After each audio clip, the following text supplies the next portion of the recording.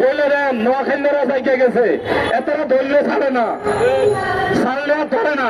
যদি আমরা ধরি এই ধরা এবার আমাদের এই ধরা হবে আখেরি ধরা।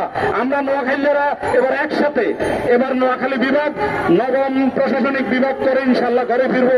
উপদেষ্টা আসিফ মাহমুদ কিভাবে বলেছে যে কুমিল্লা বিভাগ দিবে, সে একজন সরকারে থাকা অবস্থায় কিভাবে সেটা বলে? এটা নির্ধারণ করবে একমাত্র জনগণ, এই দেশের মানুষ। আমাদেরকে বিভাগ না দিয়ে আমাদেরকে রোহিঙ্গা দিয়েছেন।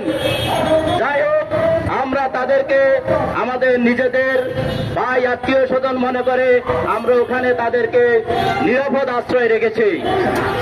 সম্মানিত শুধু আমাদের নোয়াখালীবাসীর প্রাণের দাবি, আমাদেরকে নোয়াখালী বিভাগ দিতে হবে।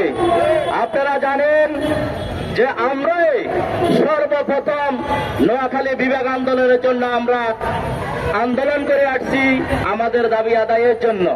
আমরা শান্তি শৃঙ্খলা ভাবে আমাদের দাবিগুলো আমরা আদায় করার জন্য আজকে এখানে আমরা সমবেত হয়েছি। আমি বর্তমান যারা উপদেষ্টা কমিটিতে আছেন আমি ওনাদেরকে বলতে চাই যে আমাদের যেহেতু এটা একটা পুরনো জেলা, আপনাদের প্রতি আমাদের সবিনয় অনুরোধ থাকবে আমাদের এই নোয়াখালীবাসীর প্রাণের দাবি, নোয়াখালীকে বিভাগ ও সিরাই দিয়ে দিন।